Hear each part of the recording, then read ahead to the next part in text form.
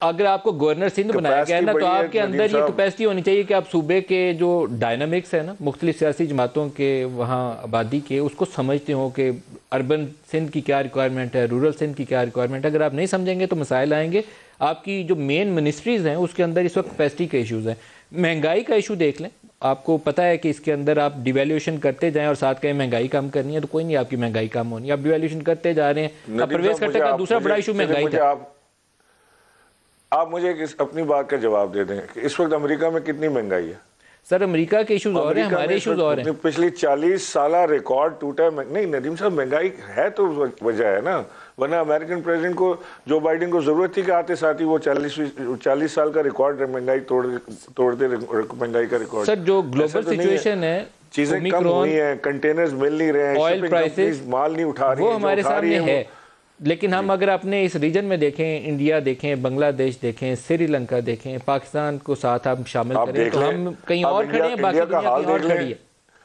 नदीम साहब आप क्या बात करें, इंडियन इकोनॉमी इस वक्त बिल्कुल नोज डाइव पे है। पाकिस्तान आपको पता है महंगाई वहाँ कितनी है और हमारे यहाँ कितनी है? आप देखें तो सही क्या शुरू हुआ है वहाँ पे। महंगाई को छोड़े, वहाँ तो जिंदा खाने के लिए लोग नहीं बच रहे, मरे चले जा रहे हैं। महंगाई भी हुई है वहाँ पे, ये नहीं कि महंगाई नहीं हुई। बांग्लादेश में भी महंगाई हुई, श्रीलंका में भी। श्रीलंका का हाल देखें क्या हुआ। सर कंसिस्टेंटली चौथा साल है कि हम हाई डबल डिजिट इन्फ्लेशन में और लो ग्रोथ रेट में, ऐसे कौमें सर्वाइव नहीं कर सकती। उससे पॉवर्टी बढ़ती है और अनएम्प्लॉयमेंट बढ़ती है। नदीम साहब आप इसको पूरे जाविये में देखें ना, we are not the only one. या तो होता है ना कि दुनिया में कहीं महंगाई नहीं हुई, पाकिस्तान में हुई। पूरी दुनिया में महंगाई हुई है। पाकिस्तान में महंगाई जो दुनिया भर में हो रही है उसके हिसाब से वो इतनी नहीं हुई जितनी सारी दुनिया में हो रही है। आप चेक तो करें फिगर्स को।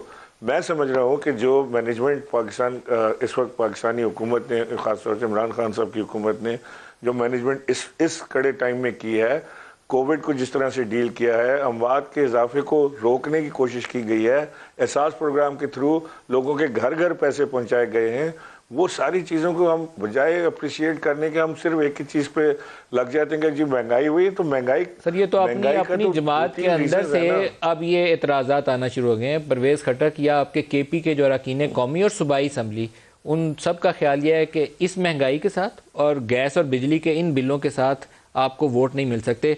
वो कहते हैं पहला जो लोकल बॉडीज का फेज भी इसी तरह हारे हैं और दूसरा भी इसी तरह हारेंगे। ये आज भी ये इशू था और चंद रोज पहले भी ये इशू था। आतिफ खान ने इशू रेज किया, बाकियों ने इशू रेज किया। मुझे एक चीज़ याद आ रही है जो हमें हमेशा ज़िंदगी भर खान साहब कहते रहे ना कि not everyone can perform under pressure. तो जो अंडर प्रेशर परफॉर्म करेंगे, जो कोई लीडर्स बन के निकलेंगे, ये प्रेशर्स आते हैं। कोई हार जीत कोई चीज़ नहीं होती।